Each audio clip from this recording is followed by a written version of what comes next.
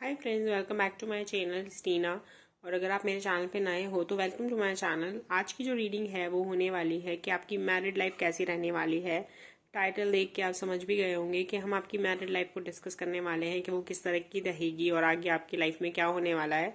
अगर आप शादीशुदा है तो भी आप देख सकते हैं कि आगे आपकी लाइफ कैसी रहने वाली है इस टाइम के बाद। और अगर आपकी शादी नहीं हुई है तो भी आप देख सकते हो कि आपकी शादी कैसी रहेगी। सो यहाँ पर हमारे पास 3 पाइल्स हैं। ये है पाइल नंबर 1, ये है पाइल नंबर 2 और ये है पाइल नंबर 3। सो यहाँ पर मैंने छोटी सी क्यूट सी जो नेल पेंट है वो रखी है। तो ये है एक ऑरेंज कलर की नेल पेंट। आप इसको देखकर पाइल नंबर 1 को चूज कर सकते हैं इफ़ यू लाइक ऑरेंज। फिर ये है yellow if you like pile number 2 और येलो कलर। और ये है नियॉन ग्रीन। सो अगर आप नियॉन ग्रीन आपको अट्रैक्ट कर रहा है या पसंद आ रहा है तो आप पाइल नंबर 3 को भी चूज कर सकते हैं। सो वी हैव दीज 3 पाइल्स। और आप यहाँ पर कार्ड्स को देखकर वीडियो को पॉज भी कर सकते हैं, सोच सकते हैं आराम से कि आपको कौन सी पाइल अट्रैक्ट कर रही है, आप किस पाइल की तरफ जाना चाहते हैं। एंड देन कोई भी एक पाइल को चूज कर लीजिए। ये एक टाइमलेस रीडिंग है और जो इसके टाइम स्टैम्प्स हैं वो मैं डिस्क्रिप्शन बॉक्स में डाल दूंगी, वहां से चेक कर लीजिएगा। और आप जो भी पाइल अगर सारी देखना चाहती है तो आप सारी देख लीजिएगा, और अगर आप अपनी पर्टिकुलर पाइल देखना चाहते हैं तो डिस्क्रिप्शन बॉक्स में जाकर जो भी टाइम है उसके ऊपर क्लिक करना और आप अपनी पाइल्स तक पहुंच जाएंगे। So I am starting with pile number 1। अगर आपने अभी तक किसी भी पाइल को चूज नहीं किया है तो यहाँ पर वीडियो को पॉज कर दो, थोड़ा टाइम लो, इन कार्ड्स के ऊपर मेडिटेट करो एंड उसके बाद आप अपनी रीडिंग को देखिएगा। आई am starting with pile number 1 and hope for the best. So pile number 1 जिन्होंने भी ऑरेंज कलर की नेल पेंट को चूज किया था, चलिए देख लेते हैं कि आपके लिए क्या कार्ड्स आए हैं। So first is okay. So मैंने आपके सारे कार्ड्स को ले डाउन कर दिया है। ये ऑलरेडी शफल करके मैंने कार्ड्स रखे हुए थे। सो अभी देख लेते हैं कि आपकी जो मैरिड लाइफ है वो आगे कैसे होने वाली है। सो जो भी लोग आज की रीडिंग देख रहे हैं pile number 1, first of all मैं ये कहना चाहूंगी you are going through a very rough phase. और आपको ऐसा लग रहा है कि चीजें आपके लिए या तो स्टक कर चुकी हैं, मतलब बहुत ज्यादा स्टक एनर्जी मुझे यहाँ पे दिखाई दे रही है आप लोगों की। और आप ना किसी लाइफ में पहले भी किसी ऐसे टाइम से गुजरे हो जहां पर आपने बहुत कुछ ज्यादा सहन किया था और आपको लग रहा था कि आप उस टाइम से कभी बाहर ही नहीं निकल सकते। और अब आपको लग रहा है कहीं ये चीजें आपके साथ दोबारा ना हो किसी और तरीके से या उसी तरीके से। So you are afraid, stuck. और आपको ऐसा लग रहा है आपके ऊपर बहुत ज्यादा रिस्ट्रिक्शंस हैं, बहुत ज्यादा रिस्पॉन्सिबिलिटीज हैं, बहुत सारी चीजें तो ऐसी ही हैं जो खुद आपने अपने ऊपर डाल ली हैं। उन चीजों का बोझ, रिस्पॉन्सिबिलिटीज का बोझ या गिल्ट आपने अपने ऊपर खुद ही डाल लिया है। लेकिन बहुत सारी चीजें ऐसी भी हैं जो लोग आपके ऊपर थोप रहे हैं। तो अगर आपकी मैं मैरिड लाइफ की बात करूं तो सबसे पहले अगर मैं बात करूं उन लोगों की जिनकी शादी नहीं हुई है अभी तक, तो मैं ये ऐसे कह सकती हूँ you are a very beautiful person inside and outside. आप बहुत सुंदर हैं, आप बहुत अट्रैक्टिव हैं। आपकी शादी होने में अड़चने आ सकती है, लेकिन जब आपकी शादी होगी तो you will be like a very beautiful partner to your life partner, to your spouse. बहुत ज्यादा अच्छे होंगे। फाइनेंशियल स्टेबिलिटी की बात करूँ तो वो होगी, लेकिन फिर भी पैसों की चिंता कहीं ना कहीं लगी रहेगी शुरुआत में। और ये भी एक बहुत बड़ा कारण हो सकता है फ्रस्ट्रेशन का। मुझे ऐसा लगता है जब आपकी शादी होगी तो उससे पहले आपका कोई रिश्ता या तो टूट चुका होगा, शादी टूट सकती है, रिश्ता टूट सकता है, ब्रेकअप हो सकता है, what ever you know the rest के आपके लिए क्या हुआ था। पर कोई ना कोई रिलेशनशिप आपका टूट जाएगा और वहां से मूव ऑन करके फिर आप शादी करोगे। और जो शादी है उसमें भी कहीं ना कहीं मुझे ऐसा लगता है आपने पास्ट का बैगेज ले रखा है। उस पुराने रिश्ते की जो कड़वी यादें हैं उनसे डरकर भी आप कई बार फैसले लोगे, या फिर आपके जो रिलेशनशिप दूसरे लोगों के साथ रहे हैं, आपके फैमिली या फ्रेंड्स के साथ, लोगों ने हमेशा आपको दबाया है। अगर आपने उनकी हाँ में लाई है तो लोग आपको पसंद करते हैं, अदरवाइज आपको लोग पसंद नहीं करते हैं। और ये एटीट्यूड आप ज्यादा टाइम तक कंटिन्यू नहीं कर पाओगे, because you also want someone in your life जो आपको बहुत ज्यादा प्यार करे, जो आपका ख्याल रखे और वो आपको अनकंडीशनल लव करे। ये नहीं है कि आप उसकी हाँ में हाँ या ना में ना मिला रहे हो तो ही वो आपसे प्यार करे। तो this will be a problem, and ये आपकी मैरिड लाइफ में भी आपके लिए एक प्रॉब्लम रहेगी। पर मैं आपको ये नहीं कहूंगी कि आपकी मैरिड लाइफ इतनी खराब होने वाली है कि आप उसको सुधार ना सको।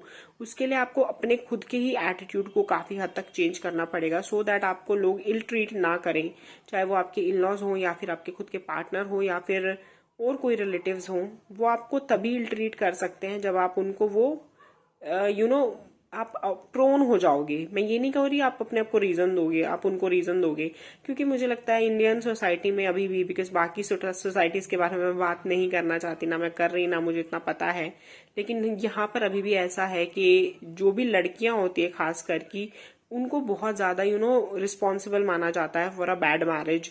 चाहे वो कोई माँ हो चाहे बेटी हो, सबको यूं ही लगता है कि औरतें ही शादी खराब करने के पीछे रिस्पॉन्सिबल है, बिकॉज लड़के तो होते ही ऐसे हैं। तो वजह तो आपको डांटने की, आपको चिल्लाने की, आपकी नुक्स निकालने के लिए लोगों के पास वैसे ही रहेगी, because you are a girl.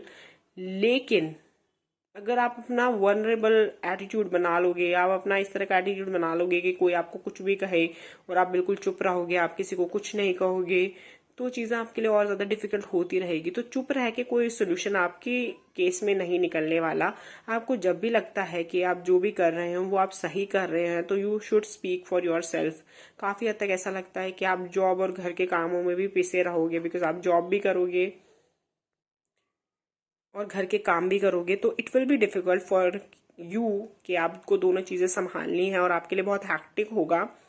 यहाँ पर मैं बात करूं, क्योंकि मैंने यहाँ पर एक शॉर्ट रीडिंग करने के लिए सोचा है, ज्यादा डिटेल की मैं बात नहीं करी, तो रोमांटिक लाइफ में इतना ज्यादा आपको नहीं बता रही।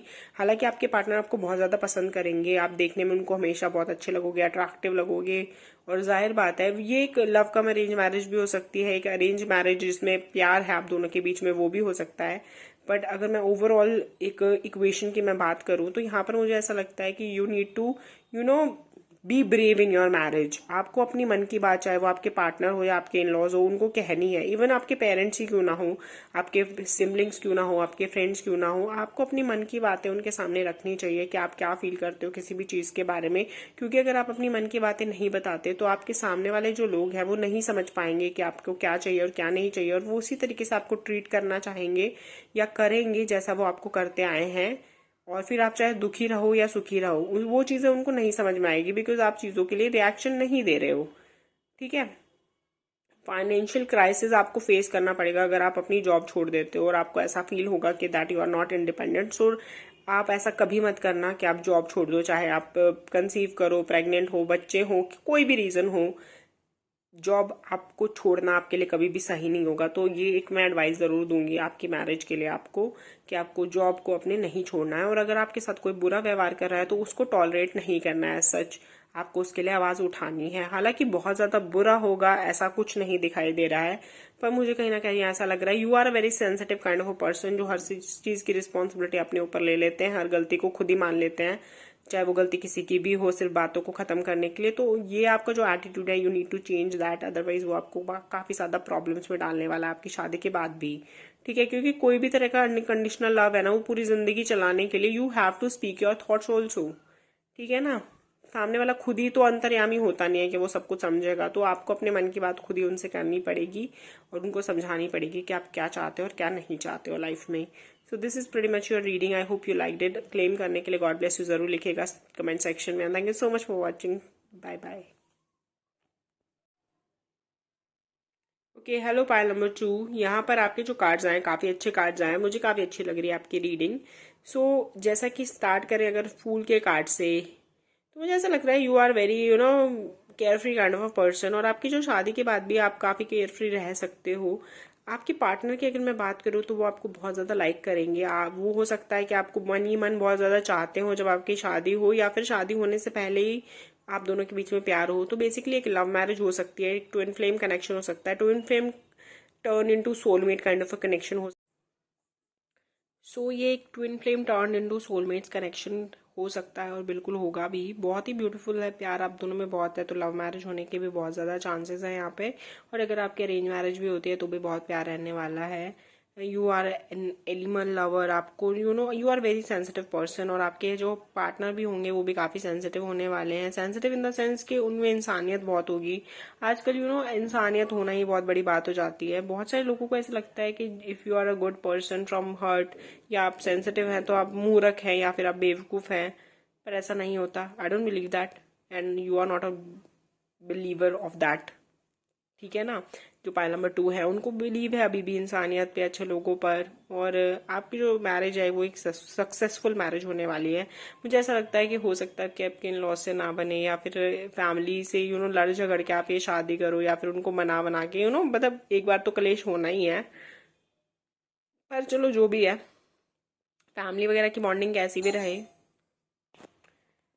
सो फैमिली के बीच में कुछ भी प्रॉब्लम्स रहे या ना रहे, आपकी फैमिली के साथ बॉन्डिंग इतनी अच्छी रहे ना रहे, पर आप दोनों की बॉन्डिंग बहुत ज़्यादा अच्छी रहने वाली है। ऑब्वियसली जब फैमिली में कुछ प्रॉब्लम्स होती हैं तो उसका इफेक्ट आपके रिलेशनशिप में आता है, लेकिन आप यहाँ पर दोनों ही ना बहुत ही समझदार हैं और एक दूसरे से बहुत ज़्यादा प्यार करते हैं, तो जिसकी वजह से चीज़ें ओवरकम हो जाएंगी and you will be together for ever with a very happy relationship. तो मैरिड लाइफ अगर आपकी मैं इन शॉर्ट बोलूँ तो मुझे सस्पेंस क्रिएट करना बिल्कुल अच्छा नहीं लगता। अगर इन शॉर्ट बोलूँ तो बहुत ज़्यादा अच्छी मैरिड लाइफ रहने वाली है, क्योंकि टू बी ऑनेस्ट मुझे ऐसा लगता है यहाँ कार्ड्स को देखकर कि ये बहुत मायने रखता है आपके लिए कि आपकी जो पार्टनर है और आप है वो एक सेम पेज पे हो, आप दोनों की अंडरस्टैंडिंग हो, आप दोनों एक दूसरे के साथ खुश हो, तो वो चीज़ होने वाली है आपकी मैरिज में। उसके अलावा अगर लोगों ने अड़ंगा डालना ही है या परेशानी क्रिएट करनी है तो you are not responsible for their opinion और देयर थिंकिंग। ठीक है ना। आप डील करेंगे भी तो या तो अपने थॉट्स के साथ करेंगे या फिर अपने पार्टनर के थॉट्स के साथ। आप पूरी दुनिया को तो नहीं संभाल सकते, और अगर किसी ने ठान ही रखा है कि आपको परेशान करना है या फिर लड़ाई या झगड़े लगाने हैं तो उसके लिए आप कुछ नहीं कर सकते। आप कोशिश ज़रूर करेंगे पर चीज़ें उतनी ही सॉर्ट आउट होंगी जितनी सामने वाले करना चाहते हैं, क्योंकि आपकी तरफ से तो कोई प्रॉब्लम होने ही नहीं वाली। और आपका जो एटीट्यूड है या आपके पार्टनर का जो एटीट्यूड है वो इस तरीके का है कि you don't like fights, you don't like कि किसी भी बातों को बड़ा बनाया जाए। आप लोगों को चीज़ें को सॉर्ट आउट करना अच्छा लगता है, ना कि उनको बड़ा बनाना। तो और आपके जो पार्टनर है वो आपको बहुत बहुत ज़्यादा पसंद करते हैं। उनको उनके मन में एक छवि रही होगी ना कि इस तरह के इंसान से मुझे शादी करनी है, you are exactly that kind of a person. और ये बात वो आपको ज़रूर बोलेंगे भी लाइफ में, आपको बहुत अच्छा लगेगा। और आपकी मैरिड लाइफ है वो बहुत ही सुपर्ब और बहुत ही अच्छी रहने वाली है।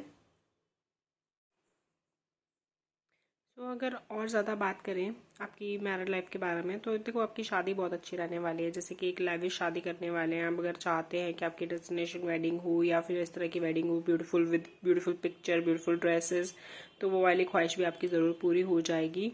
मुझे यहाँ पे ऐसा लगता है कि आप और आपके जो पार्टनर है ना वो बहुत ज़्यादा कंपैटिबल है, और आप दोनों की जो सोच है ना वो काफ़ी हद तक सेम है। और जहाँ पर अगर सेम नहीं भी होती है ना वहाँ पर वो या आप एक दूसरे के साथ ना कॉम्प्रोमाइज करें बिना कोई बीच का रास्ता निकाल कर, या फिर एक दूसरे की खुशी के लिए चीज़ें मानकर चीज़ों को सॉर्ट आउट करने के वे में सोच दो तो वेरी ब्यूटीफुल कपल नजर ना लगे। और आप दोनों की जो अंडरस्टैंडिंग है वो बहुत ज़्यादा खूबसूरत है और जो कि आपके रिलेशनशिप को हमेशा खूबसूरत बनाएगी। एक चीज़ मुझे दिखती है, अगर आपके करियर के बारे में बात करूँ शादी के बाद, तो हो सकता है कि आप या आपके पार्टनर में से कोई फेमस हो सकता है, सोशल मीडिया पे हो सकते हो आप, हो सकता है इन्फ्लुएंसर हो या इन्फ्लुएंसर बनना चाहते हो, अपना खुद का ऑनलाइन बिजनेस करना चाह रहे हो, तो ये चीज़ें आपके लिए बहुत अच्छी होने वाली है। शादी के बाद ये चीज़ें ग्रो ही करेंगी। If you are looking into that also तो you can go for that. और उसके अलावा जो नेगेटिव पीपल हैं उनके बारे में ना सोचें। जो अगर टॉक्सिक लोग हैं आपके अराउंड तो उनसे दूरी बनाना शुरू कर दें, वो आपके लिए ज़्यादा अच्छा रहेगा। अगर आपकी शादी हो चुकी है and if you are feeling like कि आपके आसपास के लोग ऐसे हैं जो बहुत टॉक्सिक हैं या फिर आपसे लड़ाई झगड़ा करते हैं, आप दोनों के बीच में कलेश कराते हैं, तो आप उनसे दूरी बनाना शुरू कर दें, क्योंकि वो नहीं सुधरने वाले और आपके समझाने से तो बिल्कुल भी नहीं समझने वाले। यही उनका सोल्यूशन है कि आप उनको इग्नोर करके चले पूरी तरीके से और उनका कोई भी प्रभाव अपने ऊपर ना पड़ने दें या फिर अपने रिलेशनशिप के ऊपर। So this is pretty much your reading. I hope you like that. और क्लेम करने के लिए गॉड ब्लेस यू जरूर लिखना कमेंट सेक्शन में। Thank you so much for watching. Bye. So hello pile number 3। अगर आप मेरे पुराने यूज़र हैं तो यू नो दैट कि मैंने नए डेक्स आज यूज़ करे हैं अपनी रीडिंग के लिए, बिकॉज मैं उन डेक्स के लिए बहुत ज़्यादा कंपैटिबल थी रीडिंग करने के लिए, बट अभी मैंने सोचा है कि ऑनलाइन मैं नए डेक्स भी ट्राई करूँ। तो अगर आपको ये अच्छा लग रहा है तो प्लीज़ मुझे बताना कमेंट सेक्शन में लिख के। सो चलिए आज की जो रीडिंग है उसके बारे में बात करते हैं आपकी पाइल नंबर 3 की, कि आपकी मैरिड लाइफ है वो कैसी रहने वाली है। Okay, king of swords with king of cups. ये जो मुझे दो एनर्जीज है ना किंग्स वाली, वो मुझे लग रही है आप दोनों की कहीं ना कहीं जो आप दोनों की एनर्जी है ना, आप दोनों के बीच में बहुत ज़्यादा टकराव है और ठहराव भी है। मतलब आप में से एक जो पर्सन होने वाला है ना वो बहुत शांत होने वाला है और दूसरा पर्सन बहुत ज़्यादा गुस्से वाला होने वाला है। अच्छी बात है उनका गुस्सा, और आपका अगर आप जैसे शांत हो और वो ज़्यादा गुस्से वाले हैं तो आप उनमें ठहराव कहीं ना कहीं ले ही आओगे। पर यहाँ पर एक चीज़ है कि दोनों ही अपने आप में एक किंग है, दोनों ही किसी से कम नहीं है, दोनों ही बहुत ज़्यादा स्ट्रांग है पर्सनालिटी वाइज, बट दोनों का तरीका बहुत अलग है चीज़ों को लेके चलने का। एक बहुत प्यार से समझाने की कोशिश करते हैं और एक बहुत ज़्यादा हाइपर या गुस्सा हो जाते हैं। ऐसा नहीं है कि आप दोनों इसमें कोई एक दूसरे के साथ कंपैटिबल नहीं हो पाओगे, हो जाओगे, बट ये चीज़ें एक डिफरेंस है आप दोनों के नेचर में। बात करें लाइकिंग का, तो यहाँ पे लाइकिंग है, अट्रैक्शन है एक दूसरे के लिए। रिश्ता मुझे काफ़ी हद तक एक अरेंज मैरिज लगती है और धीरे धीरे आप दोनों की कंपैटिबिलिटी बढ़ेगी, धीरे धीरे आप दोनों की एक दूसरे के साथ बॉन्डिंग इंक्रीज होगी, धीरे धीरे आप दोनों के बीच में प्यार और कंपैटिबिलिटी अंडरस्टैंडिंग बढ़ेगी। शुरुआत में हो सकता है कि आपको पैसों की, फाइनेंसिस की कोई दिक्कत हो सकती है अपनी शादी के बाद, हो सकता है आप बीमार रहो या फिर आपके पार्टनर बीमार हो जाए, फैमिली में थोड़ी सी सिकनेस या फाइनेंशियल इनसिक्योरिटीज मुझे दिखाई देती है, लेकिन उसके अलावा चीज़ें काफ़ी अच्छी है आपकी शादी में। अच्छा, एक और चीज़ मैं बोलूँगी, स्पिरिचुअल आप काफ़ी ज़्यादा होने वाले हो शादी के बाद। अगर आप पूजा पाठ नहीं करते तो ऐसा नहीं है कि फोर्स्ड पूजा पाठ करोगे, हो सकता है जैसे आपके इन लॉज वगैरह या आपके हस्बैंड या आपकी पार्टनर है जो भी, अगर आप लड़के भी देख रहे हैं और आपकी वाइफ आपको बोले पूजा पाठ करने के लिए, तो हो सकता है ये भी रीज़न हो आपके पूजा पाठ करने का। लेकिन उसके अलावा भी आपकी एक स्पिरिचुअल जर्नी जो है वो शादी के बाद स्टार्ट होने वाली है, जहाँ पर आप स्पिरिचुअलिटी के साथ कनेक्ट करोगे और काफ़ी ज़्यादा भगवान में विश्वास करने लगोगे। अगर आप पहले कोई भी चीज़ में विश्वास नहीं करते थे, लाइक मैनिफेस्टेशन या फिर यूनिवर्स या फिर स्पिरिचुअलिटी, तो आप करने लग जाओगे। वो चीज़ काफ़ी ज़्यादा अच्छी है। एक और चीज़ मुझे लगती है कि नई नई अपॉर्चुनिटीज़ मिलेंगी आपको शादी के बाद। आप दोनों में से एक का परिवार है या फिर एक पर्सन है वो ज़्यादा कमा रहा होगा, दूसरा थोड़ा कम कमा रहा होगा, बट वो इतना बड़ा कोई इशू नहीं होने वाला आप दोनों के बीच में। दोनों एक दूसरे को फाइनेंसिस में या फिर पैसों में सपोर्ट ही करने वाले हो, और आगे जॉब में भी, शादी के बाद भी आपकी जो पढ़ाई वगैरह है वो कंटिन्यू रहेंगी और आपके जॉब करने से कोई ज़्यादा इशू नहीं होगा, अगर आप अपनी बातों को, अपनी मन की बातों को उनको अच्छे से समझाएं तो, that you really want to continue your studies और जॉब। और आपको अच्छी अपॉर्चुनिटीज़ भी मिलेंगी। अगर आप चाहते हो खुद का कुछ करना, तो पहले मुझे ऐसा लगता है कि आपको पहले जॉब ही करनी चाहिए, और जॉब करते हुए आपको अपने पैसे या फाइनेंसेस को इतना स्ट्रांग करना चाहिए कि आप उसके बाद ही कुछ अपना खुद का करने की सोचो। वैसे मुझे ऐसा लगता है कि अगर आप जॉब में रहोगे तो वो आपके लिए ज़्यादा अच्छा रहने वाला है, जबकि खुद का बिजनेस करना हो सकता है आपके लिए थोड़ा रिस्की रहे, तो वो स्टार्टिंग में स्टार्ट मत करना, क्योंकि with relationship and all, marriage and all, और खुद का बिजनेस, तो ये थोड़ा हैक्टिक भी हो सकता है, और फाइनेंशियल जो मेरे को आपकी सिचुएशन है वो थोड़ी डामाडोल सी भी लग रही है, तो आप ऐसे रिस्क मत लेगा। शादी के बाद एक चीज़ मैं ज़रूर बोलूँगी कि अपने गुस्से को काफ़ी हद तक कंट्रोल रखना है और अपनी हेल्थ का बहुत ज़्यादा ध्यान रखना है, क्योंकि ऐसा नहीं है आप दोनों के बीच में कंपैटिबिलिटी नहीं है, लेकिन वो अंडरस्टैंडिंग आप दोनों को कांस्टेंट एफर्ट से बनानी पड़ेगी शुरुआत में, उसके बाद ही वो बनेगी, बिकॉज आप दोनों की जो पर्सनालिटी है वो काफ़ी ज़्यादा स्ट्रांग है, और वो अगर टकराती है तो वो आप दोनों के लिए डिफिकल्ट होगा मैनेज करना। तो बेटर है कि आप लोग मैनेज करके चलो। हालांकि बहुत ज़्यादा प्रॉब्लम आपको वैसे भी नहीं होने वाली अपनी शादी में, पर मैं सिर्फ एहतियात बरतने के तौर पे कह रही हूँ कि थोड़ा ज़्यादा ध्यान रख सकते हैं, ताकि जो आपकी जो शादी है वो इमेच्योर चीज़ों की वजह से आप दोनों के बीच में कोई खटास ना आए या प्रॉब्लम्स ना आए। सिर्फ उस वे में मैं कहना चाह रही हूँ। अगर आपकी मैरिज की बात करें और चीज़ों के बारे में, तो एक मुझे ऐसा लगता है कि जैसे आपके इन लॉज वगैरह हैं या फिर आपके पार्टनर है, वो थोड़े कंजर्वेटिव होने वाले हैं कि आप क्या पहनते हैं, कहाँ घूमने जाते हैं, या आपके किस तरह के फ्रेंड्स हैं, उनमें काफ़ी हद तक उनका से होने वाला है। अब वो आपके ऊपर है, आप कितना मानना चाहो और कितना ना मानना चाहो, लेकिन हाँ एक कांस्टेंट उनकी तरफ से होगा कि यहाँ मत जाओ या वहाँ मत जाओ, या फिर जैसा हम कहते हैं थोड़ा वैसे कहो, पुरानी लाइफ को थोड़ा भूल जाओ, that kind of a drama. I don't like this, I don't entertain this, but आपको हो सकता है कि ये चीज़ें सही लगती हो, तो इट्स योर विश। बट हाँ, ये थोड़ी सी चीज़ें होंगी आपकी लाइफ में, और थोड़ी सी कंट्रोलिंग मुझे लगता है आप या आपके पार्टनर में से कोई एक थोड़ा ज़्यादा कंट्रोलिंग है, दूसरा बिल्कुल एकदम चिल्ड आउट है। अगर आप चिल्ड आउट है तो समझ लीजिए आपके पार्टनर कंट्रोलिंग है, और if you are controlling person then your partner is chilled out. तो ये इक्वेशन आप दोनों की रहने वाली है। मैं ये नहीं, शादी में ऐसा बिल्कुल भी नहीं होने वाला, बिकॉज आजकल हम बहुत देखते हैं कि छोटी छोटी बातों पे दोनों के एक दो झगड़े हो जाते हैं, लोग अलग हो जाते हैं, सेपरेट हो जाते हैं। ऐसा तो आपके साथ कुछ नहीं होने वाला, लेकिन एक लेकिन अप्स एंड डाउन आप फेस करने वाले हो अपनी रिलेशनशिप में शुरुआती दौर में, लेकिन फिर चीजें ठीक हो जाएंगी, और वो बहुत ज्यादा बहुत ज्यादा ऐसे ऐसे वाले अप्स डाउन नहीं होंगे, छोटे छोटे छोटे छोटे कर्व्स होंगे, जो धीरे धीरे टाइम के साथ you will sort out and you will have a good married life. So this is reading. Claim करने के लिए कमेंट सेक्शन में गॉड ब्लेस यू लिखना। Thank you so much. Bye bye.